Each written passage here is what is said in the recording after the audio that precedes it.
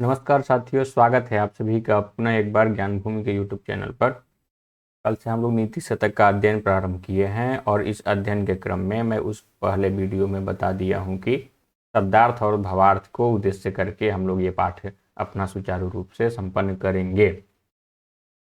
शब्दार्थ और भावार्थ के दृष्टिकोण से एक बार पढ़ने के बाद में फिर व्याकरणात्मक टिप्पणी और अलंकार को देखेंगे। कल 15 श्लोक तक पढ़ लिए थे, आज 16वां श्लोक पढ़ना है। 16वें श्लोक का ये उच्चारण कर लेते हैं एक बार।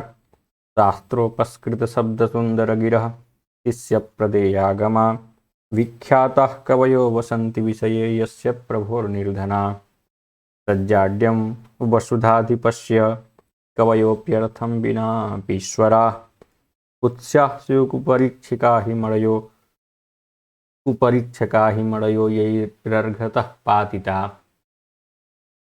इसमें चर्चा इस बात की गई है कि जो ईश्वर हैं, जो स्वामी हैं, इसके स्वामी हैं जो वसुधाधिप हैं, वसुधाधिप हैं अर्थात जो पृथ्वी के स्वामी अर्थात राजा जो हैं, यदि वो किसी अपने राज्य क्षेत्र में आने वाले विद्वान की परीक्षण सही से नहीं कर पाते हैं तो वो कुपरीक्षक हैं, वो सुपरीक्षक नहीं हैं। इसी बात की चर्चा है और उसके लिए कुछ विशेषताएं दी गई हैं जो विद्वानों के लिए हैं, फिर राजा के लिए भी कुछ बात कही गई हैं, तो उसी को हमें देखना है। लिखा सबसे पहले कि शास्त्रों अस्कृत शब्द सुंदर गिरह। गिरह मतलब होता है वाणी। वाणी जो है कैसी है? सुंदर है। कैसे सुंदर हो गई? वाणी सुंदर है तो कैसे सुंदर हो गई? उपस्कृत शब्द हैं। उपस्कृत का मतलब हो गया कि जिसमें संस्कार कर दिया गया है, जो सुंदर है, जिस वाणी का कोई सार्थक प्रयोग है, जो वाणी मीठी वाणी है, किसी को दुख पहुंचाने वाली वाणी नहीं है, जो अच्छे अच्छे मानक को पूरी करती है, व्याकरण के मानक को पूरी करती है, ऐसी वाणी है अर्थात संस्कारित वाणी है। सभी तरफ से, समाज के दृष्टिकोण से, शास्त्रीय दृष्टिकोण से जो संस्कारित वाणी है, ऐसे शब्द से जिनकी सुंदर हो गई है वाणी। अच्छा, और जो अभी हम लोग संस्कारित बोले कि वो संस्कारित कैसे हुई है, तो शास्त्र, शास्त्रेण उपस्कृत, शास्त्रोपस्कृत, शास्त्र से उपस्कृत हो गए हैं जो शब्द, ऐसे शब्दों से सुंदर है वाणी। सुंदर वाणी कब हो सकती है? शब्दों से ही होगी। लेकिन क्या किसी भी प्रकार के शब्दों से हो सकती है सुंदर वाणी? नहीं। शास्त्र के द्वारा जो संस्कारित हैं शब्द, ऐसे शब्द का प्रयोग करने से वाणी हो गई है सुंदर। ठीक, गिरह, सुंदर गिरह। और शिष्य प्रदेयागमा, ये आगम का तात्पर्य क्या है? आगम का सामान्य अर्थ यदि लें तो आगम का मतलब हो गया ज्ञान। उनके पास ज्ञान किस प्रकार का है? ज्ञान इस प्रकार का है कि वो किसी शिष्य को प्रदान कर सकते हैं। शिष्य को देने के लिए, जैसे गुरुजी हुए तो गुरुजी के पास में अंतेवासी रहेंगे, छात्र लोग रहेंगे, शिष्य रहेंगे, उनके उनको प्रदान करने के योग्य, उनके प्रदान करने के योग्य जिनके पास ज्ञान है, जिनके पास शास्त्र हैं, ऐसे। और ये दो विशेषण हो गए। कवयों का विशेषण लेना है, कवयः का, ठीक है, बहुत सारे कवियों के लिए, इसलिए बहुवचन में प्रयोग है। विख्याता, और क्या है? वो विख्यात हैं, सभी लोग उनको जानते हैं, उनके क्रियाकलाप से, उनके ज्ञान से, उनके आचरण से समाज में उनकी अच्छी खासी प्रतिष्ठा है। ऐसे कवि लोग निवास करते हैं। कहाँ निवास करते हैं? प्रभो हो विषये। प्रभु के लिए यहाँ यस्य जोड़ लीजिए। यस्य प्रभु, प्रभु मतलब कि स्वामी। जिस स्वामी के क्षेत्र में, विषय मतलब कि राज्य क्षेत्र में, जिस स्वामी के राज्य क्षेत्र में कवि लोग निर्धन हो करके, कवि लोग किस तरह से? निर्धन हो करके यदि निवास करते हैं तो क्या हो जाएगा? इस प्रकार से निवास करते हैं तो तज्जाड्यम वसुधाधिपस्य। जाड्य मतलब होता है सामान्य रूप से मूर्खता, बुद्धि की कमी, जड़ता। वो कवियों को यदि निर्धन बना के रखते हैं अपने राज्य क्षेत्र में, तो वसुधाधिप की वो जाड्यता है, वो मूर्खता है कि कवियों को बना के रख रहे हैं निर्धन। उन्हें धनवान होना चाहिए, उन्हें हर एक प्रकार की सुख सुविधा प्राप्त होनी चाहिए। इस तरह से राजा का सहयोग उन्हें मिलता जाए कि अनेकों प्रकार की रचनाएं करें, शास्त्रों को पढ़ते रहें, शास्त्र को राज्य क्षेत्र में विस्तारित करते रहें। इस प्रकार से उन्हें मिलना चाहिए राज्य सुविधा। लेकिन वसुधाद्वीप यदि सुविधा नहीं दे रहे हैं तो वसुधाद्वीप में क्या कमी है? वसुधाद्वीप में कमी यही है कि वो मूर्खता कर रहे हैं। यदि मान लीजिए कि हम कवि लोगों को क्या दिए, अर्थ नहीं दिए, धन नहीं दिए, पैसा नहीं दिए, तब क्या होगा? कवि लोग तो अर्थ के बिना भी वो क्या हैं? ईश्वर हैं। अर्थम बिना अपि ईश्वरा, दीर्घ संधि हुई है, यहाँ पर भी दीर्घ संधि हुई है, बिना अपि ईश्वरा। कवि जो हैं पैसे के बिना भी, धन के बिना भी ईश्वर ही है, वो तो स्वामी हैं ही। लेकिन जिस राजा के क्षेत्र में इस प्रकार के कवि लोग निवास करते हैं, तो उससे वसुधाद्वीप की मूर्खता है कि इस प्रकार से निवास करने के लिए अपने राज्य के कवियों को मजबूर किए हुए हैं। अच्छा, तो क्या वो इनकी क्वालिटी नहीं पहचान पा रहे हैं? क्वालिटी तो पहचान पा रहे होंगे, लेकिन जो शुद्ध क्वालिटी है उस क्वालिटी को नहीं पहचान पा रहे हैं, उनकी गुणवत्ता को नहीं देख रहे हैं। क्यों नहीं देख पा रहे हैं भाई? कवि जो इतना ज्ञानी है, उसको जिस मान सम्मान को देना चाहिए वो मान सम्मान नहीं दे रहे हैं। तो आप मूल्यवान चीज़ों का मूल्य नहीं समझ पा रहे हैं, जिसकी जो अहमियत है उसको अहमियत को नहीं समझ पा रहे हैं। और जब इस तरह का यदि आप नहीं करेंगे, यथार्थ को अयथार्थ समझेंगे, तो क्या कहे जाएंगे आप? कुपरीक्षक कहे जाएंगे। कुत्स्याहस्युः कुपरीक्षकाः। कुपरीक्षक कैसे हैं? कुत्सित हैं। कुत्सित हैं मतलब कि उन्हें ज्ञान नहीं है, उनका आचरण शुद्ध नहीं, एक प्रकार से वो दुष्ट हैं। ठीक है, कुपरीक्षक हैं कि सही चीजों का परीक्षण तक नहीं कर पा रहे हैं। और मड़यः, अच्छा, जो कुपरीक्षक हैं, यही ही उनके द्वारा मड़यः, मड़ियों को मतलब कि रत्नों को, अच्छे अच्छे रत्नों को, ज्ञानवान व्यक्ति जो हैं, ज्ञान की जो मूर्ति हैं, ऐसे कवि जो मणि हैं समाज के लिए, राज्य क्षेत्र के लिए, उनको क्या कर रहे हैं आप? मूल्य से अर्घता मतलब उसका महत्व, उसका मूल्य, उससे पातिता नीचे गिरा दे रहे हैं। यहाँ पर दो अर्थ हो सकता है कि वे कुपरीक्षक जो हैं वो कुपरीक्षक हैं, कुत्सित हैं, जो किसी मणि का, सोने चांदी इत्यादि, हीरा इत्यादि जो मूल्यवान रत्न हैं, उनका वो परीक्षण तक सही से नहीं कर पा रहे हैं और उसके मूल्य को नीचे की तरफ पतन कर रहे हैं, उसकी अहमियत को घटा दे रहे हैं। उसे जो मान सम्मान मिलना चाहिए, उसे जो मूल्य मिलना चाहिए, वो नहीं मिल पा रहा है। तो इस श्लोक में हम लोग क्या देखें कि भाई जिसके राज्य क्षेत्र में कवि लोग निर्धन निवास करते हैं, तो वो उस राज्य के राजा की मूर्खता है। कवि के बारे में कुछ विशेषता दी गई है, उसको हम विशेषताओं को एक बार देख लेते हैं। उनकी विशेषता क्या है? शास्त्र से उपस्कृत हैं जो शब्द, उन शब्दों से सुंदर हो गई है उनकी वाणी, ऐसे वाणी वाले हैं। शिष्य को प्रदान करने वाले ज्ञान है उनके पास, शास्त्र है उनके पास। दूसरा पहला विशेषण है, दूसरा विशेषण ये हो गया। और वो विख्यात हैं, तीसरा विशेषण इस प्रकार से हो गया कि कवि सामान्य रूप से नहीं है, वो विख्यात हैं। यदि इस प्रकार के कवि, तीन विशेषताओं को लिए हुए कवि, जो यस्य प्रभो विषये, जिस स्वामी के राज्य क्षेत्र में निर्धन होकर के, निर्धना वसंती, निर्धन होकर निवास करते हैं, तो तत् मतलब कि निवास करते हैं, तो वह निवास करना जो कवियों के द्वारा वो कार्य, तत् मतलब उस कार्य को हम संबंधित करेंगे। वसुधाधिपस्य जाड्यम, यदि किसी कवि को निर्धन बना करके अपने समाज में निवास कराते हैं तो राजा की मूर्खता है, राजा की जड़ता है। कवियों को यदि सम्मान नहीं देंगे तो भी उनका स्वामित्व तो बना ही रहेगा, उनके पास ज्ञान है। अर्थम बिना अपि कवयः ईश्वराः, अर्थ के बिना भी कवि क्या है? ईश्वर है, वो तो स्वामी है, उनके पास ज्ञान है। वो राजा के सम्मान के लिए मोहताज नहीं है कि उनका सम्मान मिलेगा तभी वो कवि रहेंगे। लेकिन यदि सम्मान नहीं मिल रहा है तो कवि के लिए तो कुछ नहीं बिगड़ा, लेकिन उस राजा की मूर्खता है। कोई यदि सुनेगा दूसरा राजा कि ये राजा अपने राज्य क्षेत्र में कवि का सम्मान नहीं करते हैं तो मूर्ख घोषित कर देगा।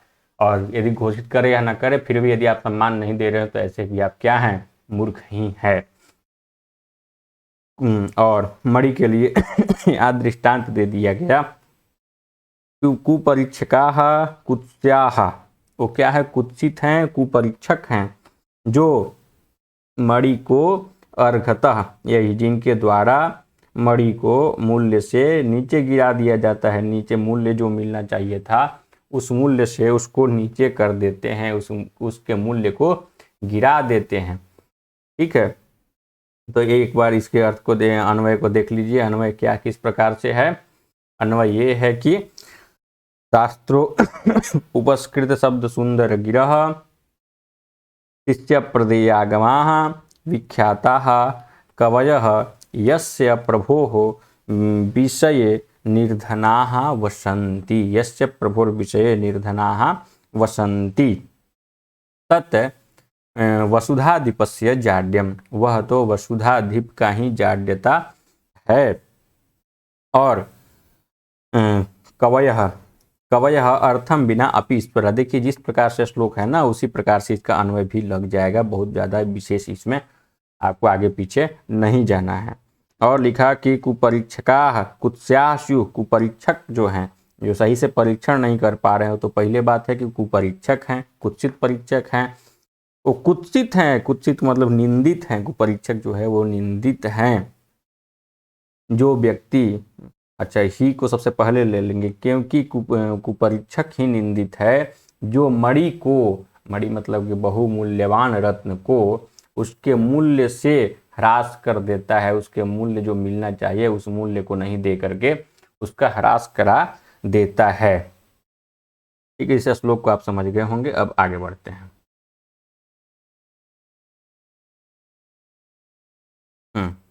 हर्तुर्याति न गोचरम किमपि संपुष्णात् यत् सर्वदा ह्यर्थिभ्यः प्रतिपाद्यमानमनि संप्राप्नोति वृद्धिं पराम् कल्पान्तेष्वपि न प्रयाति निधनं विद्याख्यमन्तर्धनं येषां तान् प्रतिमान् न मुह्यते नृपः कस्तैः सह स्पर्धते।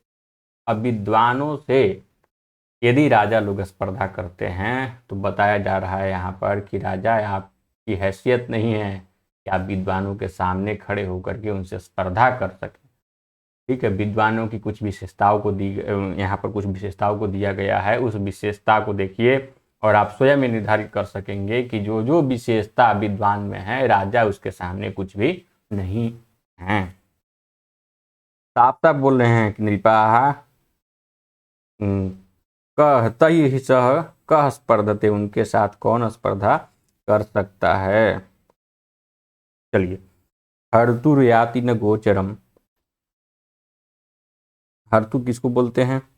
चोर को, जो हरण करे, उसके गोचरम न याति, उसके दृष्टि में भी नहीं आती है, दृष्टि को भी प्राप्त नहीं होती है।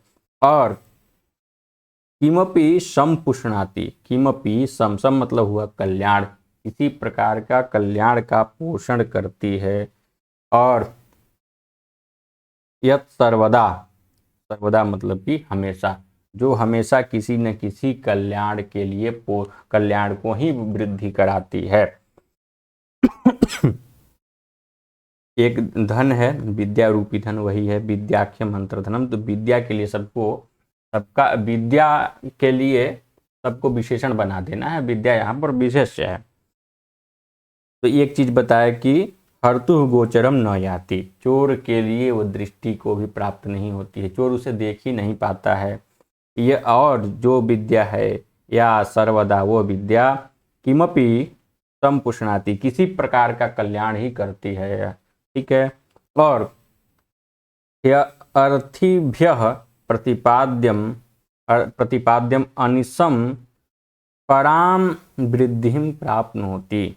अर्थी मतलब होता है चाहत रखने वाला व्यक्ति, चाहत रखने वाले व्यक्ति के लिए प्रतिपाद्य मतलब कि प्रस्तुत किया जाने पर, प्रतिपादित किया जाने पर, उन्हें दिया जाने पर अनिशम अहर्निशम, दिन और रात दोनों समय हमेशा वृद्धि को ही प्राप्त करती है, वृद्धि को ही प्राप्त करती है और सामान्य वृद्धि को नहीं, पराम वृद्धि, अत्यधिक वृद्धि को प्राप्त करती है। एक मिनट,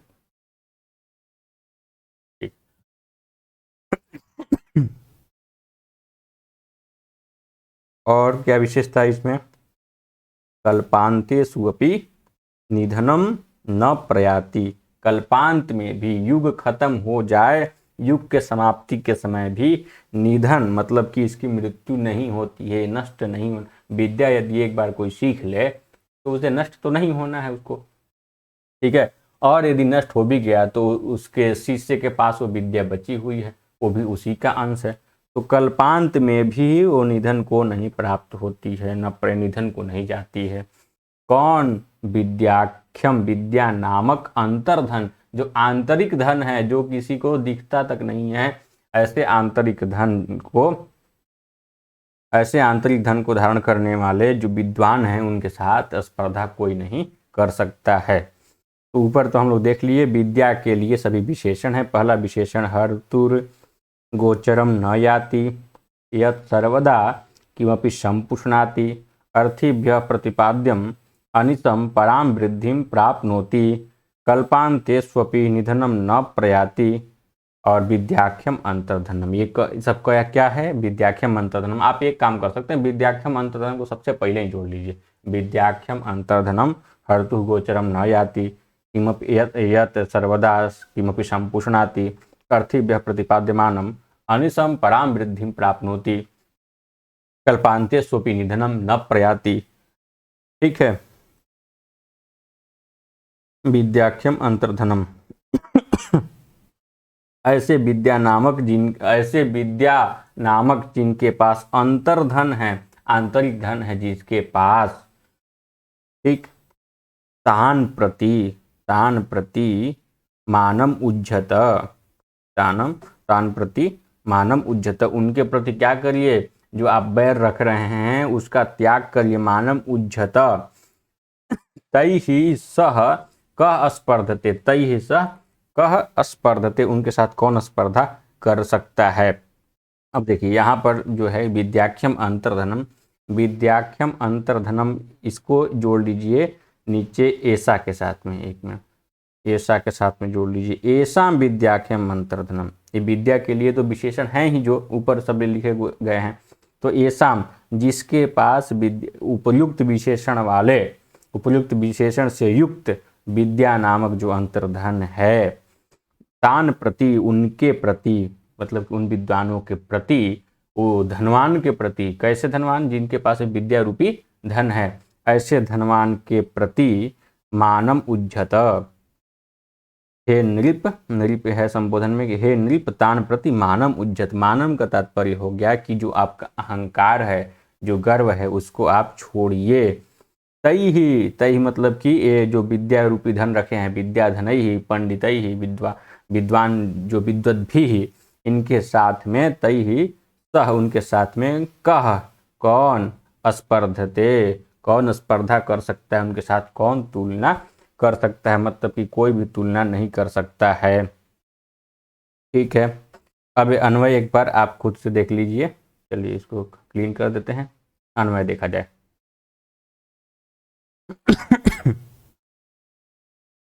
यत विद्याख्यम अंतर्धनम, यत जो यहाँ से लिया है ना, यत से जोड़ लेंगे हम किसको, विद्याख्यम अंतर्धनम।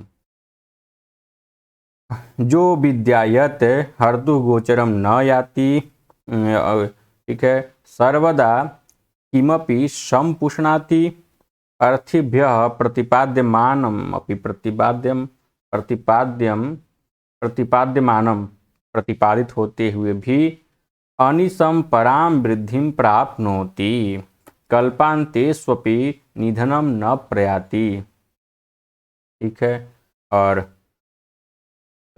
इस प्रकार का जो विद्याख्यम अंतर्धनम, येषाम विद्याख्यम अंतर्धनम तान प्रति नृपाः तान प्रति मानम उज्जत, तई ही सह कह स्पर्धते, उनके साथ कौन स्पर्धा कर सकता है, उनके साथ कोई भी स्पर्धा नहीं कर सकता है। इसलिए आप भी स्पर्धा करने के लिए मत सोचिए राजन, और उनका मान सम्मान आप कीजिए। अब देखिए दोनों श्लोकों में विद्वान को राजा की अपेक्षा श्रेष्ठ बताया गया, और उसके लिए पर्याप्त कारण भी दिया गया कि उनका धन, आपका धन तो चोर चुरा भी सकता है, उनका कोई धन भी नहीं चुरा सकता है। आपका धन हमेशा कल्याणकारी हो कोई संभव नहीं है, लेकिन उनका धन तो हमेशा कल्याणकारी है और उसका कभी नाश भी नहीं होता है। यदि हम किसी को देते हैं तो उसकी वृद्धि ही होती जाती है। ऐसे धन जिसके पास है उससे आप क्या लड़ने के लिए सोच रहे हैं, उनके साथ क्या स्पर्धा कर रहे हैं। आप चुपचाप उनका मान सम्मान कीजिए, अपने राज्य क्षेत्र में जितना हो सके उनकी सेवा कीजिए, उनके साथ स्पर्धा करने के लिए मत सोचिए। कौन उनके साथ स्पर्धा कर सकता है, कोई नहीं कर सकता है। आगे बढ़ते हैं। अधिगत परमार्थान पंडितान मावमस्तास्तृणमिव लघुलक्ष्मीर नैवतान समरुणद्धि अभिनव मदलेखा श्यामगंडस्थलानां भवति न विशतंतुर्वारणम वारणानाम। मावमस्तांस जो यहाँ पर है ना, मावमस्ता यहाँ पर बनेगा 100 का विसर्ग हो जाएगा, एक साथ जोड़ने के लिए ऐसा किया गया है। अब आइए एक एक चीज़ को देखते हैं। सबसे वही बात है विद्वानों के लिए कि आप उन्हें वो बांध नहीं सकते हैं। क्यों नहीं बांध सकते हैं, उनकी एक विशेषता है अधिगत परम अर्थान। परम अर्थ मतलब कि जो वास्तविक अर्थ है किसी भी शास्त्र का, समाज का, जो वास्तविक जो यथार्थ है उसको जो अधिगत कर लिया है, जो प्राप्त कर लिया है, प्राप्त कर लिया है वास्तविक अर्थ को, जो उसको बोलेंगे अधिगत परमार्थ। और उसको तो अधिगत परमार्थान पंडितान, ऐसे पंडित को माँ अवमस्ता, उसे आप क्या करिए, अवमस्त का मतलब हुआ कि उसका अनादर मत करिए। क्यों मत करिए, लघु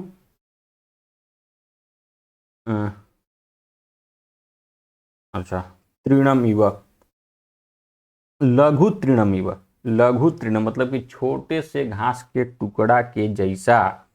जिस प्रकार से छोटे के घास की टुकड़ा का जो वैल्यू है उसी के समान उनके पास में किसका वैल्यू है, लक्ष्मी की वैल्यू है। तो तृण, लघु तृणमिव लक्ष्मी, लक्ष्मी की तुलना किससे कर दी गई, छोटे से घास से तुलना कर दी गई।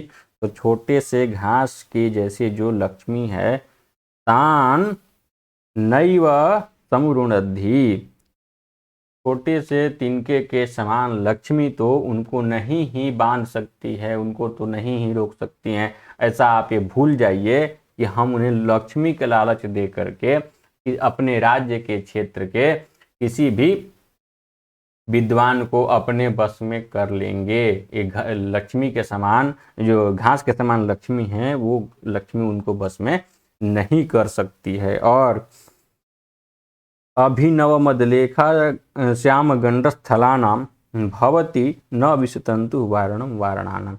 अब हाथी से यहाँ पर बताया गया, हाथी से यहाँ पर दृष्टांत दिया जा रहा है कि आपके पास में जो लक्ष्मी है वो घास के समान में है, और जिस प्रकार से एक कमल के डंडी से कमल नाल के अंदर जो तंतु होता है, जो सूत्र होता है, उससे वारण मतलब कि हाथियों का वारण नहीं हो सकता है। वारणानाम वारणम न भवति, ठीक है। और हाथी के लिए विशेषता दिया गया कि अभिनव मद लेखा श्याम गंड स्थल, नए नए मद के रेखा से सांवला हो गया है गंड स्थल, जिसके ऐसे हाथियों के लिए विषतंतु वारणम न भवति, या ऐसे कह सकते हैं कि विषतंतु अभिनव मदलेखा श्याम गंडस्थलानाम वारणानाम वारणम न भवति। वारण मतलब कि निवारक, रोकने वाला। विषतंतु कमल नाल का जो सूत्र होता है, कल हम लोग चर्चा किए थे। तो यहाँ पर हाथी और विद्वानों की तुलना दिखा दी गई और दृष्टांत दे दिया गया कि जो विद्वान संपूर्ण अर्थ को, वास्तविक अर्थ के, शास्त्र के, वेद के, सामाजिक के जो विषय वस्तु हैं उनके वास्तविक तत्व को जो जानता है, ऐसे पंडित से आप क्या करिए, माँ अवमस्ता, उनसे आप क्या करिए, विरोध करना छोड़ दीजिए, उनका मान सम्मान कीजिए, उनका अनादर मत करिए। अच्छा, क्यों मत करिए? क्योंकि लघु तृणमिव, लघु तृणमिव, छोटे से घास के तिनके के बराबर जो है लक्ष्मी, उनको वो लक्ष्मी ताम न एव, उनको तो तान मतलब कि तान पंडितान, तान पंडितान लक्ष्मी ही नैव समृणद्धि, नहीं ही बांध सकती है, नहीं ही रोक सकती है। उसी प्रकार से जिस प्रकार से नए नए मध्य के रेखा से श्याम हो गया है गंडस्थल, जिसका ऐसे हाथियों के लिए कमल का नाल का जो सूत्र है वो वारक नहीं बन सकता है, वो निवारक नहीं बन सकता, वो उन्हें रोक नहीं सकता है। तो इस प्रकार से हम लोग तीसरा श्लोक भी देख लिए, आगे बढ़ते हैं।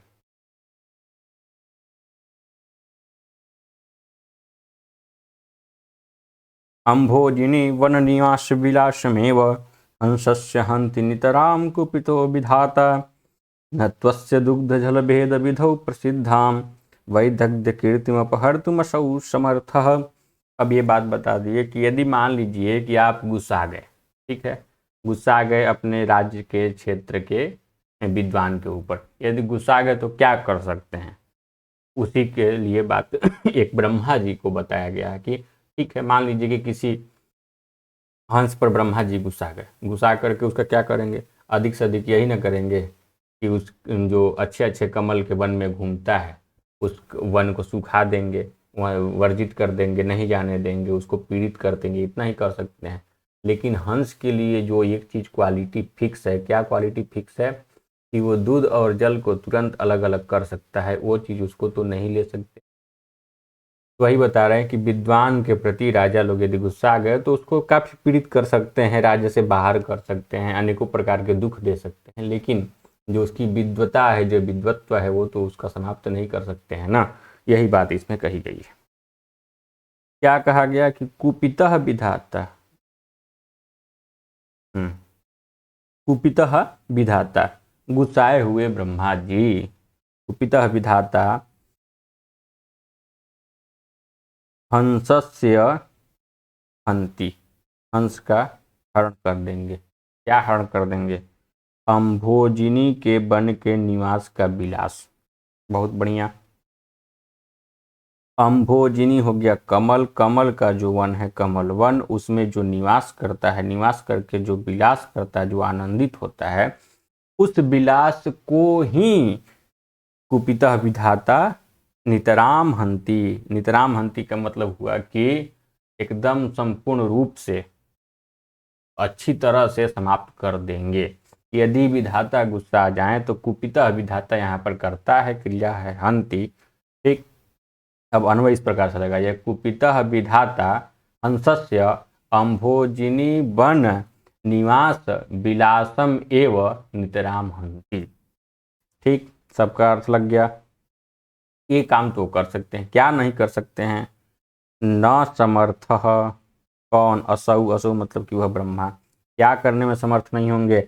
अपहर्तुम, छीनने में समर्थ नहीं होंगे, अपहरण करने में समर्थ नहीं होंगे। क्या चीज? वैदग्ध्य कीर्ति, वैदग्ध्य मतलब कि विदग्धता, निपुणता की जो कीर्ति है, निपुणता का जो यश है, हंस के साथ निपुणता कुशलता का क्या यश जुड़ा हुआ है? यश जुड़ा है कि वो जल और पानी को अलग अलग कर सकता है। तो असौ, वह ब्रह्मा, वह गुस्साए हुए कुपितो विधाता जो हैं, असौ वैदग्ध्य कीर्तिम अपहर्तुम न समर्थ, न समर्थ। असौ वह कुपित विधाता विदग्धता के कीर्ति को छीनने में समर्थ नहीं हो सकते हैं। अच्छा, विदग्धता की कीर्ति क्या है भैया? तो प्रसिद्ध है वो। क्या प्रसिद्ध है? दुग्ध जल भेद विधौ, दुग्ध और जल के भेद का विधान, ठीक है। दुग्ध और जल के विधि जो है, जो दुग्ध और जल के भेद करने का जो नियम उसके पास है, जो विधि है, जो शक्ति है, वो प्रसिद्ध जो हो चुकी है, उसकी विदग्धता की कीर्ति, उसको छीनने में वो समर्थ नहीं हो सकते हैं। अन्वय एक बार इसको देख लीजिए इसका, ठीक है। अम्भोजिनी वन निवास विलासमेव, अन्वय इस प्रकार से है कि कुपितः विधाता हंसस्य अम्भोजिनी वन निवास विलासमेव। कहीं कहीं पर पाठांतर शायद मिल जाए, क्योंकि हमारे पुस्तक में इससे अंतर था और मैं जो टाइप किया वो दूसरे पुस्तक से, उसमें अंतर है। तो यही से पढ़ा रहा हूँ, आप समझ लीजिएगा। अर्थ अन्वय में देख लीजिएगा, यदि आपके पुस्तक में नहीं रहेगा तो। मैं पुस्तक अपना खोलूँगा नहीं, आप स्वयं देख लीजिएगा जब आपको देखने की ज़रूरत पड़ेगी तो। अम्भोजिनी वन निवासम कुपितः विधाता अम्भोजिनी वन निवास विलासम एव नितराम हंति। अच्छा, हंसस से पहले जोड़ लेना है। कुपितः विधाता हंसस से अम्भोजिनी वन विलासम एव नितराम हंति। तू जबकि, तू मतलब जबकि, असौ असौ ब्रह्मा, अस्य मतलब कि हंसस्य हंस के लिए, दुग्ध और जल के वेदन करने की जो विधि है, उसके पास जो ज्ञान है, वो प्रसिद्ध विदग्धता की कीर्ति को, वैदग्ध कीर्तिम अपहर्तुम न समर्थ। असौ मतलब हो गया ब्रह्मा, अस्य मतलब हंसस्य, दुग्ध जल वेद विधि मतलब दुग्ध और जल के वेदन करने की विधि, और जो प्रसिद्ध हो चुकी है विदग्धता की कीर्ति, दूध और जल के भेदन करने की के कारण हंस की कीर्ति विख्यात है। सभी कोई जानता है कि भैया हंस दूध का दूध पानी का पानी कर देता है। तो ये उसके पास जो समर्थता है उसको ब्रह्मा जी नहीं खत्म कर सकते। गुस्सा जाएंगे तो उसके घूमने के लिए जो कमलिनी का वन है, उस कमलिनी के वन को सुखवा देंगे, यही कर सकते हैं बस। आगे, केयूराणि न विभूषयन्ति, केयूराणि न भूषयन्ति पुरुषं हारा न चंद्रोज्ज्वला, न स्नानं न विलेपनं न कुसुमं नालंकृता मूर्धजा, वाण्येका समलंकरोति पुरुषं या संस्कृता धार्यते, हीयन्ते खलु भूषणानि सततं वाग्भूषणं भूषणम्। बात बताया गया कि आपके पास एक प्रकार का अलंकार है, वो अलंकार कभी क्षीण नहीं हो सकता, हमेशा परमानेंट वाला अलंकार है। परमानेंट वाला जो अलंकार है वो क्या है, और क्या है जो परमानेंट नहीं है? जिसे आप परमानेंट मानते हैं वो तो परमानेंट नहीं है, और जिसे नहीं मानते वही परमानेंट है। कह रहे हैं कि पुरुषम, पुरुष को न भूषयंती, शोभित नहीं करता, अलंकृत नहीं करता है। क्या? केयूराणि, ठीक है, केयूर एक प्रकार के अलंकारक है, पुरुष के शरीर के लिए राजा लोग पहनते हैं। हार, और हार के एक विशेषण है चंद्रोज्ज्वला, चंद्रमा के समान एकदम उज्जवल, बहुत ज्यादा सुंदर लगने वाला हार भी पुरुष को न भूषयंती। देखिए, अन्वय इस प्रकार से होगा कि पुरुषम केयूरा न भूषय, केयूराणी न भूषयंती। देखिए, कहीं कहीं केयूरा है, कहीं कहीं केयूराणी है, तो यहाँ जो लिखा उसी के अनुसार मैं बता रहे हैं कि पुरुषम केयूराणी न भूषयंती, चंद्रोज्ज्वला हारा न भूषयंती। चंद्रमा के समान कांति है जिस हार की, वो हार भी पुरुष को नहीं विभूषित कर सकता है। और क्या नहीं विभूषित कर सकता? सब में न भूषयंती जोड़ लेना है।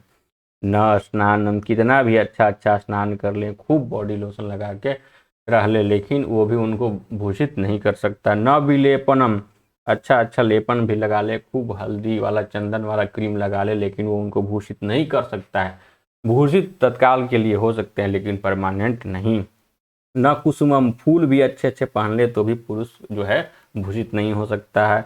न मूर्धजा अलंकृता, जो मस्तक के ऊपर मूर्धज जो हो गया, जो मस्तक के ऊपर जो अलंकार पहने हुए हैं, वो अलंकार भी उनको भूषित नहीं कर सकता है। तो ये इस प्रकार से कह सकते हैं हम लोग। इसका अन्वय देखा जाए तो ऊपर वाले लाइन के लिए, केयूरा पुरुषम न भूषयंती, चंद्रोज्ज्वला हारा न भूषयंती, ठीक है, न स्नानम न विलेपनम न कुसुमम न मूर्धजा अलंकृता, नहीं, मूर्धज जो अलंकार है वो पुरुष को भूषित नहीं कर सकता। पुरुषम या तो सबसे पहले जोड़ लीजिए या तो सबसे लास्ट में जोड़ लीजिए। ऊपर के सभी एक बार जोड़ लीजिए कि केयूरा न चंद्रोज्ज्वला हारा न स्नानम न विलेपनम न कुसुमम न मूर्धजा अलंकृता न पुरुषम विभूषयन्ति, पुरुष को नहीं भूषित कर सकते हैं। क्या भूषित कर सकता है? पुरुषम समलंकरोति, पुरुष को अच्छी तरह से अलंकृत कर सकती है कोई चीज। क्या है वो चीज? एका वाणी, एक वाणी ही ऐसी है जो पुरुष को बहुत बढ़िया तरह से अलंकृत शोभित कर सकती है। और वो वाणी की एक विशेषता क्या है कि वो वाणी संस्कारित होनी चाहिए। संस्कृत का तात्पर्य नहीं कि संस्कृत वाली वाणी, अच्छी वाणी हो, चाहे किसी भी भाषा की हो, संस्कार की हुई जिसमें हो, संस्कृता लिखा है ना, तो संस्कार की गई वाणी जो पुरुष धारण करता है, वह एक वाणी ही पुरुषम, पुरुष को समलंकरोति, अच्छी तरह से अलंकृत कर देती है। और ये जो अलंकार है, वाणी रूपी अलंकार, सततम वाग्भूषणम भूषणम, वाणी रूपी अलंकार तो हमेशा के लिए, वाग्भूषणम सततम भूषणम, हमेशा के लिए अलंकार ही है, हमेशा के लिए भूषित करने वाला है। ठीक है। खलु भूषणानि क्षीयन्ते, भूषणानि लिखा माने कि सभी अलंकार, जितने भी अलंकार हैं सभी निश्चित रूप से नष्ट हो जाएंगे, लेकिन वाणी रूपी जो अलंकार है वो हमेशा क्या करेगा? इसको भूषित करता ही रहेगा पुरुष को। कोई भी व्यक्ति यदि अच्छी वाणी के साथ में किसी मंच पर चढ़ करके बोलता है तो उसी से उसी का सम्मान बढ़ता है, और उसके चलते उसके पूरा व्यक्तित्व निर्धारित होता है। सभी लोग जितने भी रिस्पेक्ट करते हैं उसके अच्छे वाणी के चलते और व्यक्तित्व के चलते। और व्यक्तित्व कैसे पता चलती है? जब हम अपने वाणी को किसी समाज के सामने रखते हैं। तो इस प्रकार से बताया गया कि पुरुष को न बाजूबंद, न हार, न स्नान, न अच्छा प्रकार का लेपन, नहीं फूल और नहीं मुकुट, कोई भी अलंकृत नहीं कर सकता है। एक संस्कृत वाणी मतलब कि अच्छी तरह संस्कारित वाणी, अच्छे शब्दों की शैली पुरुष को अलंकृत कर सकता है और अच्छी तरह से अलंकृत कर सकती है वाणी। और वाणी ऐसी वाणी रूपी जो अलंकार है वो इस प्रकार से कि हमेशा के लिए वो अलंकार बनी रहेगी। सभी भूषण जो है कि नाश को प्राप्त कर जाएंगे, लेकिन वो नाशता को प्राप्त नहीं करने वाली है वाणी रूपी अलंकार। आगे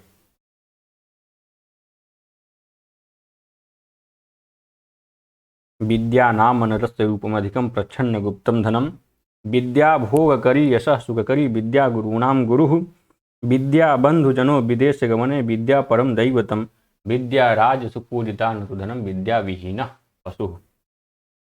देखिए श्लोक को मैं रागबद्ध नहीं गाता हूँ, आप लोग खुद प्रयास करिएगा कि उसको क्या करके अच्छी तरह से जब भी बैठे एकांत में तो चिल्ला चिल्ला के पढ़ें, क्योंकि मैं ज़्यादा तेज पढ़ूंगा तो फिर माइक का जो सेटिंग है वो सीमित आवाज़ को लेता है, और ज़्यादा यदि उसको गा कर पढ़ूंगा तो समय भी बहुत ज़्यादा लगेगा। तो इससे बचने के लिए मैं शॉर्टकट में पढ़ देता हूँ, आप उसे अपने से पढ़ लिया करिएगा। देखिए विद्या रूपी धन को इसमें सर्वश्रेष्ठ बताया गया है, उसके लिए कुछ कारण दिए हुए हैं। उन कारणों को देखिए कि विद्या रूपी धन सभी धनों में श्रेष्ठ क्यों है, और जिसके पास विद्या नहीं है उसकी क्या स्थिति है, उसको क्या कहा गया है। लिखा विद्या नाम नरस्य रूपम अधिकम, एक चीज यहाँ बता दिया गया, विद्या वह चीज है, विद्या नाम का तात्पर्य कि विद्या वह है, क्या है? नरस्य अधिकम रूपम, नर के लिए, किसी भी व्यक्ति के लिए एक अधिक रूप है। ये अधिक रूप क्या होता है हम बताते हैं आपको। अधिक रूप ये हो गया कि जैसे मैं हूँ, ठीक है, मेरी एक पहचान है, मेरा नाम है, जो मेरा एक रूप है, या जो भगवान ने दिया ये सामने मेरा रूप है।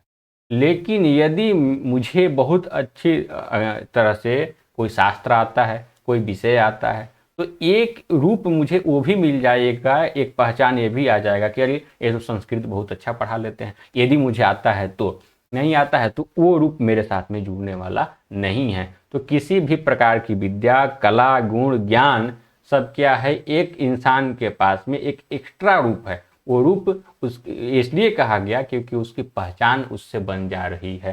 तो विद्या जो चीज़ है वो नर के लिए, नर प्रत्येक व्यक्ति के लिए एक अधिक रूप है, एक अलग पहचान है। और विद्या क्या है? प्रच्छन्न गुप्तम धनम, ढक कर रखी गई, कोई ढक कर रखी गई कोई संपत्ति होती है ना, तो उसी प्रकार से ढक कर रखा गया गोपनीय धन है विद्या। दूसरा चीज हुआ पहला तो ये है कि रूप अधिक हो गया, दूसरी विशेषता है कि वो ढक कर रखा हुआ कोई गोपनीय धन है। विद्या भोग करी, अनेकों प्रकार के जीवन में सुख का भोग करना है तो वो कौन करवा सकता है? विद्या ही आपके लिए वो चीज, सभी चीज को संपादित कर सकती है। यश, यश को भी बढ़ा सकती है। सुख करी, यश और सुख दोनों को बढ़ा सकती है, सुख को प्रदान करने वाली, यश को प्रदान करने वाली है। और तो और विद्या जो है गुरुओं के भी गुरु है। गुरु जी लोग जो होते हैं, जो अच्छे अच्छे ज्ञान वाले व्यक्ति हैं, और उनके सामने छोटा व्यक्ति भी यदि ज़्यादा ज्ञान रखता है तो उन गुरुओं के लिए भी क्या हो जाएगा? वो गुरु हो जाएगा। किस कारण से? विद्या के चलते। तो व्यक्ति गुरु नहीं हुआ, उसकी विद्या गुरुओं के लिए गुरु बन गई। विद्या बंधु जनों विदेश गमने, विदेश जब जाते हैं, विदेश का तात्पर्य है कि ऐसे क्षेत्र में जाए जहां पर आपका कोई पहचान नहीं है, उस क्षेत्र के बारे में आप कोई नहीं जानते, कुछ भी नहीं जानते हैं, आपको काफ़ी असुविधा होने वाली है। मैं एक उदाहरण लेता हूं, जैसे साउथ इंडिया मान लीजिए कि हम चले गए, उत्तर भारत के लोग, वहाँ पर हमें क्षेत्रीय भाषा नहीं आती है, केवल क्षेत्रीय भाषा ही बोली जाती है और इंग्लिश कुछ कुछ लोग बोलते हैं या क्षेत्रीय भाषा ही केवल बोलते हैं। तो एक बात बताइए कि जो व्यक्ति क्षेत्रीय भाषा का ज्ञान रखा है, क्षेत्रीय भाषा वाली जो विद्या उसके पास है, तो वहाँ पर उसके लिए क्या बन जाएगा? भाई बन जाएगी वो विद्या, बंधु बन जाएगी। ठीक है, तो विदेश गमन में विद्या है बंधु के समान, सबसे बड़ा भाई, सबसे बड़ा बंधु वहाँ पर कौन है? विद्या ही है। और विद्या परम दैवतम, सर्वश्रेष्ठ, सर्वश्रेष्ठ क्या कहें कि सर्वोच्च, सर्वोत्कृष्ट, जो सभी से ऊपर है, इस प्रकार की देवता भी है कौन? विद्या। विद्या परम दैवतम भी मिलता है, विद्या परा देवता भी मिलता है, तो परा देवता भी सही है, और दैवतम जब करेंगे तो परम दैवतम करेंगे। ठीक है, परा देवता। अच्छा, विद्या राजसु विद्या पूजिता, विद्या राजाओं के बीच में किसकी पूजा होती है? जब राजा मान सम्मान के लिए विद्वानों को बुलाते हैं तो क्यों बुलाते हैं?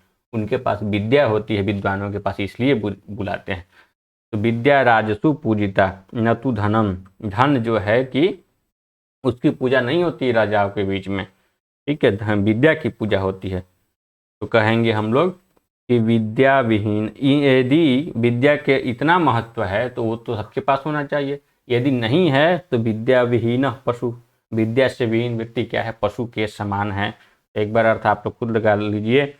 विद्या नरस्य रूपम अधिकम नाम विद्या, प्रच्छन्न गुप्तम धनम, भोग करी विद्या, यशा सुख करी विद्या, गुरुणाम गुरु विद्या, बंधुजनो विदेश गमने बंधुजनो विद्या, परम दैवतम विद्या।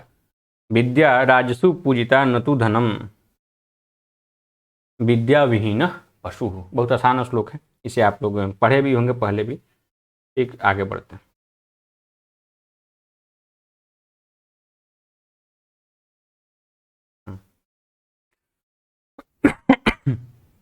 शांतिश्चेद, कवच होगा, वचने नहीं होगा, कवचेन होगा। शांतिश्चेद कवचेन, किम किमरिभिः क्रोधोस्ति चेद देहिनां, ज्ञातिश्चेद अनलेन, किम यदि सुरदिव्यौषधैः किम फलम्, किम सर्पैर्यदि दुर्जनाः, किमुधनैर्विद्या नवद्या, यदि व्रीडा चेत् किम भूषणैः सुकविता, यद्यस्ति राज्येन किम।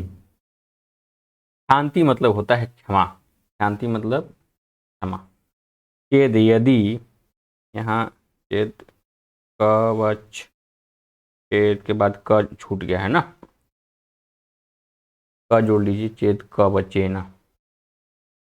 यदि आपके पास क्षमा है तो कवच से क्या अभिप्राय है? मान लीजिए कि आपकी शत्रुता किसी से है, शत्रु ने जो गलत किया, यदि आप उसको क्षमा कर दिए तो फिर आपके पास वो लड़ने तो आएगा नहीं। तो वही बात बताई गई कि यदि आपके पास क्षमा है तो फिर कवच लेकर के युद्ध करने का क्या मतलब है? कोई मतलब नहीं है, कोई यहाँ पर अभिप्राय नहीं है। ठीक है, ये बताया गया इस श्लोक में कि ये चीज़ है तो आपके पास इस चीज़ का कोई महत्व नहीं है, यदि ये चीज़ है तो इसकी कोई ज़रूरत नहीं है। यदि उस चीज़ को आप रखते हैं या यदि आपके पास वो प्रकृतिवश भी यदि वो चीज़ आपके पास है तो उसका कोई अहमियत नहीं है दूसरे चीज़ का। तो बताया गया कि कवच की कोई ज़रूरत नहीं है यदि आपके पास में क्षमा है। किम अरिभिः, कवचे न किम यहाँ से ले लेना है। किम अरिभिः क्रोध अस्ति चेत देही नाम, देही मतलब कि शरीरधारी जो व्यक्ति है, मनुष्य जो है, चेत यदि देही के पास में, शरीरधारी व्यक्ति के पास में क्या है, क्रोध अस्ति, क्रोध है, गुस्सा है, तो फिर उसको अरि से, शत्रु से क्या प्रयोजन, शत्रु का क्या अभिप्राय, मतलब कि क्रोध ही आपके पास सबसे बड़ा शत्रु है। जितना नुकसान आपका शत्रु भी नहीं पहुंचा सकता है, उतना नुकसान तो आपको क्रोध पहुंचा देगा। तो वही कहा कि देहि चेत देही नाम क्रोध अस्ति किम अरिभि, यदि शरीरधारी के पास, मनुष्य के पास में क्रोध कर रहा है, वो व्यक्ति क्रोधी है, तो उसके लिए फिर शत्रु का वहां पर कोई जरूरत ही नहीं है। क्रोध उसके पास तो खुद ही पहले से ही शत्रु है। ज्ञातिश्चेद अनलेन किम, यदि यदि ज्ञात यदि पहले से आपके पास ज्ञाति है, मतलब बंधु जन है, ठीक है, तो अनल, अनल मतलब कि आग से क्या मतलब, आग का क्या काम है, जलना। और आपकी उन्नति देखकर कौन जलता है, तो आपके जो जाति के लोग होते हैं, जाति का तात्पर्य हो गया कि जो आसपास के पड़ोस के लोग रहते हैं वो, तो ज्ञाति जन हो गए, संबंधित जन, बंधु बांधव जन। अच्छा, यदि आपके पास में बंधु बांधव हैं ज़्यादा, तो फिर आग से कोई मतलब नहीं है। जो काम अग्नि करेगी आपके लिए, वो काम तो आपके लिए बंधु बांधव ही कर देंगे। यदि सुहृद, यदि आपके पास अच्छे मित्र हैं, अच्छे दोस्त हैं, तो फिर औषधि ही किम फलम, फिर अच्छे अच्छे औषधियों का क्या मतलब, कोई विशेष मतलब नहीं है। अच्छे मित्र हैं तो अच्छी बात को बताएंगे, आपको अच्छी रूटीन बताएंगे, जिससे आप स्वस्थ रहें, जिससे आप खुशी रहें। तो अच्छे मित्र यदि हैं तो फिर अच्छे अच्छे औषधियों का कोई विशेष प्रयोजन नहीं रह जाता है। यदि दुर्जना, आपके पास यदि दुर्जन व्यक्ति हैं, दुष्ट व्यक्ति हैं, तो फिर सर्पई ही किम, फिर सांप का क्या अभिप्राय, सांप का कोई मतलब नहीं है। सांप का काम तो आपके पास जो दुष्ट व्यक्ति है वही कर देगा। तो दुष्ट व्यक्ति आपके पास रखे हैं तो वही आपको डसने का काम करेगा। फिर सांप के लिए कोई स्थान, सांप रहे या न रहे कोई मतलब नहीं है, सांप का काम तो आपके दुर्जन लोग कर रहे हैं। और अनवद्या विद्या, यदि यदि अनवद्या विद्या, यदि अनिंदनीय श्रेष्ठ, ठीक है, जिसको कोई निंदित नहीं कर सकता है, जो अच्छी विद्या है, यदि वो आपके पास है, यदि अनवद्या विद्या धन ही किम, तो फिर धन का कोई मतलब नहीं है। धन से क्या अभिप्राय, धन रहे या न रहे, यदि अच्छी विद्या है तो कभी भी आप धन कमा लेंगे। ब्रीडा चेत किम, ब्रीडा चेत किमु भूषण ही, किमु यहाँ पर ऊक निपात होगा, मुझे इसका कोई विशेष प्रयोजन दिख नहीं रहा है। भूषण ही, ब्रीडा चेत, यदि आपके पास में लज्जा है, आपके पास में संकोच है, संकोच तो नहीं कर सकते, लज्जा यदि है, तो भूषणई ही किम, तो फिर दूसरे अलंकार का क्या महत्व, दूसरे अलंकार का क्या प्रयोजन। यदि आपके पास शर्म है, लाज है, लिहाज है, तो सबसे बड़ा आभूषण आपके लिए वही है। दूसरे अलंकार के लिए कोई, दूसरी अलंकार की कोई आवश्यकता नहीं है। और सुकविता यदि अस्ति, यदि अच्छी कविता है, अच्छा कवित्व है आपके पास, तो फिर राज्य का कोई अभिप्राय नहीं रह गया। यदि अच्छे कवित्व शक्ति वाले व्यक्ति हैं आप, तो हर जगह ही आपका राज्य है। कोई विशेष राज्य का विशेष राज्य से संबंध बनाना आपके लिए कोई बहुत ज़्यादा महत्व का बात नहीं है। यही बता दिया गया कि ये चीज़ है, तो इसका कोई अभिप्राय नहीं है। आप देख लीजिएगा श्लोक को, अन्वय भी देख लीजिएगा, पुस्तक से जरूर पढ़िएगा। चलिए आगे बढ़ते हैं।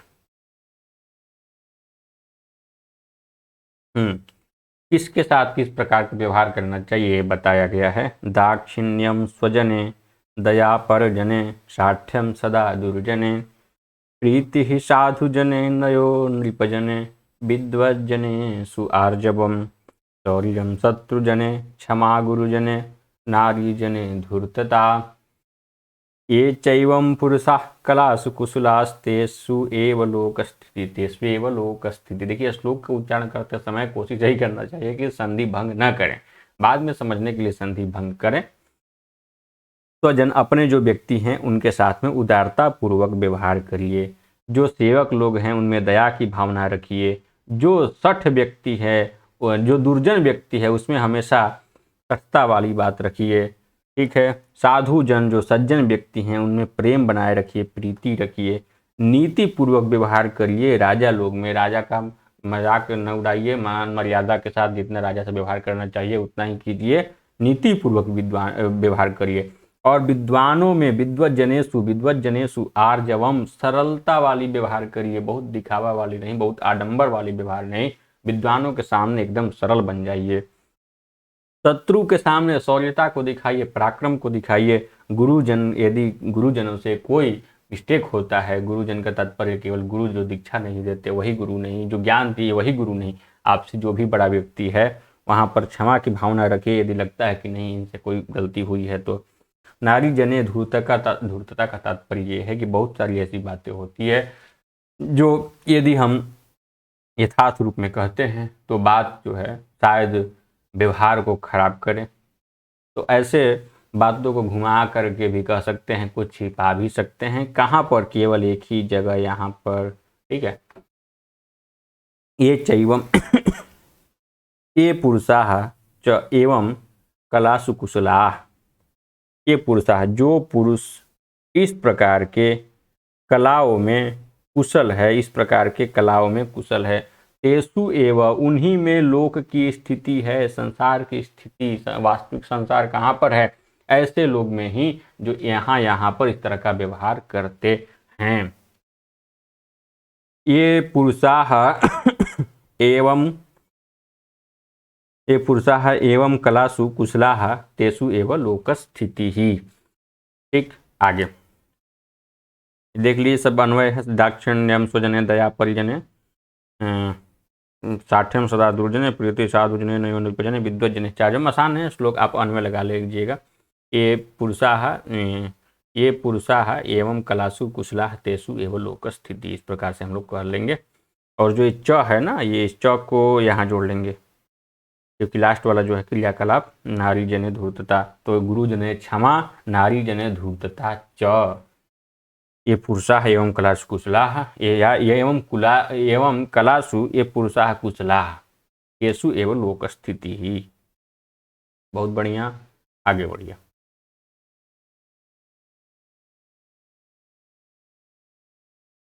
जाड्यम धियो हरति सिंचति वाचि सत्यम, मानोन्नतिम दिशति पापमपाकरोति, चेतः प्रसादयति दिक्षु तनोति कीर्तिम, सत्संगति कथय किम न करोति पुंसाम। बताया गया कि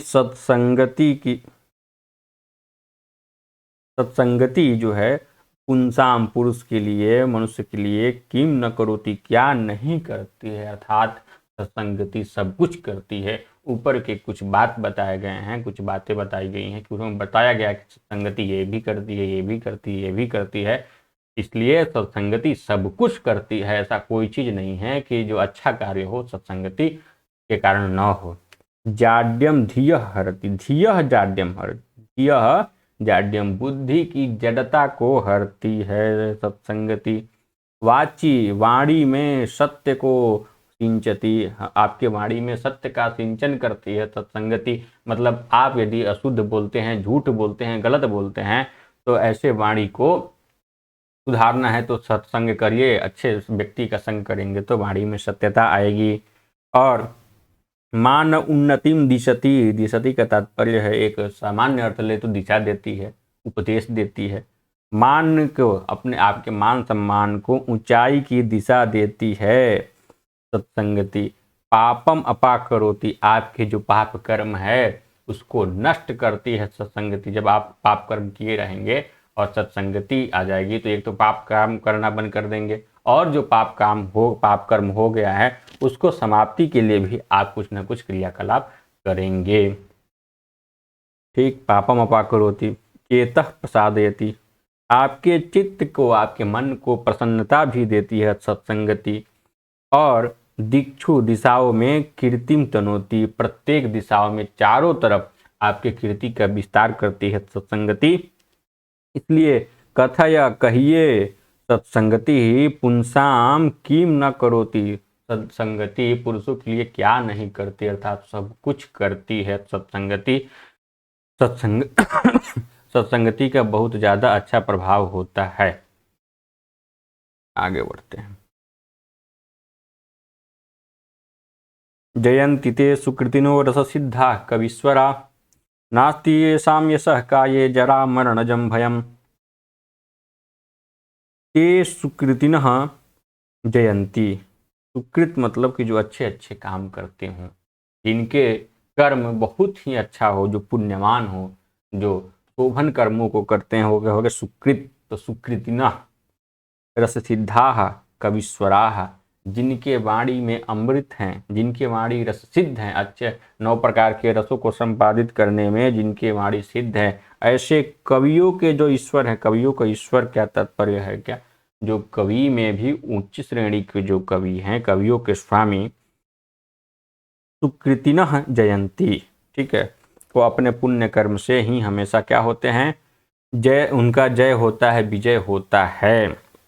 और ये शाम ऐसे कवियों के यशः का ये यश रूपी शरीर में जरा और मरण, जरा मतलब वृद्धापन, मरण मतलब कि मृत्यु, वृद्धापन और मृत्यु से जो उत्पन्न होता है भय, वो भय भी नहीं है। देखिए, जरा और मृत्यु का भय कहाँ रहता है? ये नश्वर स्वर में, जो पंच तत्व से शरीर बना है ना, नश्वर शरीर में जो पंच तत्व का शरीर बना है उनमें जरा और मृत्यु का भय है। लेकिन जिनका यश रूपी ही शरीर है, यश से ही वो संसार में जगह बनाए हुए हैं, शरीर से नहीं। शरीर का कोई विशेष महत्व नहीं है, इतना यश फैला हुआ है कि, तो यश रूपी शरीर, यशः का ये यहाँ पर रूपक अलंकार हो गया। यश रूपी शरीर, जिनके यश रूपी शरीर में जरा और मरण से उत्पन्न, ज लिखा है ना, जरा और मरण से उत्पन्न होने वाले भय जिनके यश रूपी शरीर में नहीं हैं। तो यहाँ पर एक कह सकते हैं हम लोग कि सुकृतिनः रससिद्धाः कवीश्वराः जयंती, ठीक है। ते सुकृतिनः, अच्छे, जो अभी कवियों के बारे में हम लोग अच्छा बात कहते हैं ना कि कवि लोग विद्वानों के नगर में रहते हैं, उन्हें वो बिना धन के भी बहुत धनी हैं। तो ऐसे सुकृत व्यक्ति, ऐसे जो अच्छे अच्छे कर्म करने वाले पुण्यवान व्यक्ति हैं, वो जो रससिद्ध हैं, ऐसे कवियों के स्वामी, कवि श्रेष्ठ जयंती, उनका जय हो या जय होता है हमेशा, ठीक है, सबसे श्रेष्ठ हैं। इस प्रकार से जयंती का अर्थ हो सकता है। येषाम रससिद्धानाम कवीश्वराणाम, इस प्रकार से अर्थ लगाइए, कवि नाम यशः का यश रूपी शरीर में जरा और मरण का भय नहीं है। जरा मरणजम भयम नास्ति, जरा और मरण का भय उनके शरीर में नहीं है। अभी तक हम लोग 10 श्लोक देख लिए, अन्वय लगता जा रहा होगा, आप देखे होंगे। अगला कोशिश करते हैं कि 15 तक पहुँचे, बहुत ज़्यादा दिक्कत होने लगेगा या कठिनाई महसूस होगी लंबे समय तक पढ़ने में, तब इसको रोक दिया जाएगा। सूनु सच्चरितः सति प्रियतमा स्वामी प्रसादोन्मुखः स्निग्धं मित्रमवञ्चकः परिजनो निःक्लेशलेशं मनः आकारो रुचिरस्थिरश्च विभो विद्यावदातं मुखं तुष्टे विष्टपकष्टहारिणी हरौ संप्राप्यते देहिना। हारिणी, हारिणी, ठीक है। देहिना संप्राप्यते, देही के द्वारा, शरीरधारी के द्वारा प्राप्त किया जाता है। क्या प्राप्त किया जाता है, कब प्राप्त किया जाता है? तो ऊपर के 3 लाइन में, 1, 2, 3 में कुछ बातें बताई गई है कि व्यक्ति ये इन चीज़ों को प्राप्त करता है इस स्थिति में। तो किस स्थिति में? देही के द्वारा प्राप्त किया जाता है। कब? विष्टपकष्ट हारिणी हरौ तुष्टे। विष्ट मतलब संसार, संसार के कष्ट को हरण करने वाले हरि अर्थात स्वामी नारायण के तुष्ट होने पर ही, संतुष्ट होने पर ही, प्रसन्न होने पर ही देहियों के द्वारा प्राप्त किया जाता है। उपयुक्त की सभी चीज़ें प्राप्त की जाती है। तो अन्वय में सबसे पहले इस प्रकार से बोलेंगे, विष्टप कष्ट हारिणी, हारिणी हरौ तुष्टे देहिना, देहिना, ठीक है, देहिना जोड़ करके अब नीचे लिखेंगे। क्या लिखेंगे? सूनु सच्चरित, पुत्र जो है उत्तम चरित्र वाला पुत्र, प्रियतमा सती, प्रियतमा मतलब कि पत्नी जो है, सती का तात्पर्य यहाँ पर सदाचरण करने वाली पत्नी। स्वामी प्रसादोन्मुख, प्रसाद उन्मुख का तात्पर्य है कि प्रसन्नता के तरफ ही जिसकी रुचि रहे, प्रसन्नता के तरफ ही जो हमेशा उन्मुख रहे, ऐसा मालिक, ऐसा स्वामी, क्योंकि हर एक व्यक्ति के जीवन में कोई ना कोई तो मालिक है ही, तो ऐसा मालिक जो है हमेशा प्रसन्न रहता हो, वो किसको मिलेगा? जिसके लिए भगवान हरि प्रसन्न रहेंगे उसी को मिलेगा। 3 चीज बता दिया गया। अन्वय में इस प्रकार से बोलिए। विष्टप कष्टहारिणी हरौ तुष्टे देहिना सूनु सच्चरितः प्रियतमा सती प्रसादोन्मुख स्वामी स्निग्धम मित्रम, एकदम बढ़िया व्यवहार करने वाला प्रेमी मित्र, और अवंचक परिजन, जो कभी ठगने के लिए प्रयास न करे, जो ठगी न हो, ऐसा सेवक जन। निक्लेशलेशम मनः, मनः निक्लेशलेशम मनः, कि मन में किसी भी प्रकार का कोई कष्ट नहीं हो, मन एकदम हमेशा प्रसन्न रहता हो, इस प्रकार का मन। सुंदर आकार रुचिर, सुंदर दिखने वाला आकार। विभव स्थिर, स्थिर रहने वाली लक्ष्मी, और विद्या से हमेशा जो युक्त रहे, विद्या जिस मुख में रहे, अच्छी अच्छी वाणी जिसके मुख में रहे, विद्या से युक्त मुख, ये सब कब प्राप्त होता है? जब भगवान हरि प्रसन्न रहे। अन्वय मैं एक बार बोलता हूं, आप लोग भी बोलिए।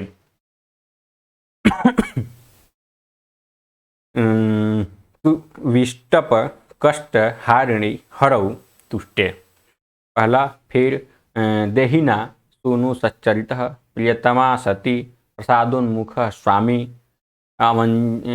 स्निग्धम मित्रम अवंचकः परिजनः निक्लेशलेशम मनः रुचिरः आकारः स्थिरः विभवः विद्यावदातम मुखम च प्राप्यते, प्राप्त होता है भगवान हरि के प्रसन्न होने पर। ठीक है, अन्वय लग गया, आगे बढ़िए। प्राणाघाता निवृत्ति प्रधनहरणे संयम सत्यवाक्यम काले सत्या प्रदानम इवति जन कथा मुख भाव परेशां तृष्णा स्रोतो विभंगो गुरुस च विनय सर्वभूतानुकंपा सामान्य सर्वशास्त्रेषु अनुपहित विधि श्रेयसामेश पंथा। कुछ बातें गिनाई गई यहाँ पर कि बता रहे हैं कि ये जो विधि है, ये जो बातें हैं, ये जो नियम है, जो आचरण है, सभी शास्त्रों में, कोई भी शास्त्र उठा करके देख लीजिए, सभी शास्त्रों में ये अनुपहित विधि है। किसी भी शास्त्र में इसको रोधित नहीं किया गया, इसको बाधित नहीं किया गया, इसको काटा नहीं गया कि नहीं नहीं भैया ये आचरण नहीं करना चाहिए, ऐसा कहीं भी नहीं कहा गया है। तो अनुपहित है, अर्थात वो ये सब विधि जो है कि कहीं पर बाधित नहीं हुए, सभी शास्त्र इसको स्वीकार करते हैं। कौन कौन सी विधि ऐसी है? प्राणाघाता निवृत्ति, किसी के प्राण मारने में, प्राण लेने से निवृत्ति करिए, ये वाली विधि। पर धन हरणे संयम, दूसरे के धन को हरण करने में संयमित बनिए। और सत्य वाक्यम, वाक्य आपका हमेशा क्या हो? सत्य हो, सच बोलिए। काले सत्या प्रदानम, समय आने पर अपने शक्ति के अनुसार यथा सामर्थ्य प्रदान करिए। परेशान युवती जन कथाम मुक भाव, दूसरे के औरत के बारे में, दूसरे के नारी के बारे में मौन को धारण करने वाली जो भावना है, वो जब भी दूसरे की युवती जन की कथा चले, वृत्तांत चले, वहाँ पर मौन धारण करिए। फिर तृष्णा स्रोत विभंग, तृष्णा मतलब लालच, उस लालच की जो नदी बह रही है आपके अंदर, जो स्रोत है, उसको विभंगित कीजिए, उसको आप खत्म कीजिए, उसको तोड़िए, उसको हटाइए। ठीक है। गुरु सूच विनय, गुरुजनों में विनयशील व्यवहार करिए, विनम्रता पूर्वक व्यवहार करिए। सर्वभूतानुकंपा, सभी भूत में जो जो इस पृथ्वी लोक में जीव जंतु है, उस सभी पर दया की भावना रखिए। ये सब बातें क्या है? सामान्य, सामान्य व्यक्ति के लिए, सामान्य रूप से। सर्वशास्त्रेषु, सभी शास्त्रों में अनुपहित विधि है। सामान्य सामान्यतः, सामान्य रूप से, सामान्यतया सभी शास्त्रों में अनुपहित विधि है। इसको कहीं पर रोका नहीं गया है, कहीं पर इस विधि को ये नहीं बताया गया कि नहीं नहीं ये गलत विधि है। किसी भी दर्शन में, आस्तिक नास्तिक कोई भी दर्शन उठा लीजिए, कहीं पर इन सब चीज़ों के लिए मना ही किया गया होगा। और अच्छे कार्यों को, जैसे सत्यवाक्य हो गया, प्रधन हरण संयम, ये सब करने के लिए कहा गया होगा, और बुरे कर्मों को निषिद्ध ही किया गया होगा। तो सभी शास्त्रों में अनुपहित विधि, अनुपहित मतलब कि कोई भी विधि विधान, कोई भी शास्त्र इसका विरोध नहीं करता है। और एष श्रेयसाम पंथा, कल्याण का क्या है? ये मार्ग है, कल्याण हो गया, श्रेयस से आप कल्याण ले लीजिए, और कल्याण का यही क्या है, कल्याण परंपरा का रास्ता है, इस रास्ते पर चलेंगे तभी आपका कल्याण होने वाला है। ये बहुत ही महत्वपूर्ण श्लोक है। इस श्लोक को देखिए, अन्वय लगाइए और देखिए कि आपके किन शब्दों को अर्थ आपने नहीं समझा तो पुस्तक खोल करके उसके शब्दों को अर्थ भी देखते चलिए। 1-2 बार पढ़ने से नहीं होगा, कम से कम हर एक पुस्तक को 10 बार पढ़िए, खूब पढ़िए, सुबह उठ करके पढ़िए, शाम को पढ़िए, आवृत्ति कीजिए, और इतना पढ़िए कि आगे जो श्लोक आ रहा है उस श्लोक का आचरण आपके जीवन में हो जाए। चलिए,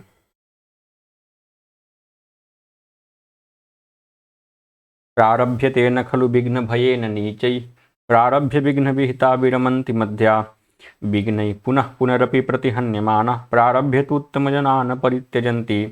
कहा गया है कि विघ्न भयेन, विघ्न के भय से, बाधा आ जाएगी इस डर से, नीच व्यक्तियों के द्वारा, जो अधम श्रेणी का व्यक्ति है उस व्यक्ति के द्वारा क्या किया जाता है, न प्रारभ्यते, कोई अच्छे कार्य को प्रारंभ ही नहीं किया जाता है। और जो मध्य श्रेणी के व्यक्ति है वो क्या करते हैं, विघ्न विहिता मध्या, विघ्न से जब युक्त हो जाते हैं, विघ्न बाधाएं जब आ जाती हैं तो प्रारंभ करके रुक जाते हैं। पहला तो प्रारंभ ही नहीं करता है, नीचे ही, मध्या जो है वो क्या करता है, प्रारंभ करके रुक जाता है विघ्न बाधाओं के चलते। और जो उत्तम लोग हैं, उत्तम लोग क्या करते हैं, विघ्नै ही पुनः पुनः अपि प्रतिहन्यमाना, विघ्नों के द्वारा बार बार बाधित किए जाने पर, बार बार उसके कार्य में रुकावट डाले जाने के बाद भी प्रारंभ करके न परित्यजन्ति, प्रारंभ करके छोड़ते नहीं हैं जो उत्तम व्यक्ति होते हैं। तो मैं आपसे यही चाहत रखूँगा कि आप उत्तम व्यक्ति बनिए, और उत्तम व्यक्ति बन करके कभी भी किसी कार्य को यदि प्रारंभ कर दिए हैं तो उसके परिणाम तक पहुँचे हैं, और अभी आपका यही कार्य है कि आप टीजीटी के लिए फार्म भरे हैं तो उसके परिणाम तक पहुंचना है, चाहे जितनी विघ्न बाधाएं आ जाए उस सभी से लड़िए, और अपने पढ़ाई को कभी भी बाधित ना होने दीजिए। बाधाओं से लड़ करके बाधाओं को बाधित करिए, अपनी पढ़ाई को नहीं। आज इतना ही रहने देते हैं, काफ़ी कॉल वगैरह आ रहा है, ठीक है, इसके आगे कल देखेंगे। धन्यवाद सभी का।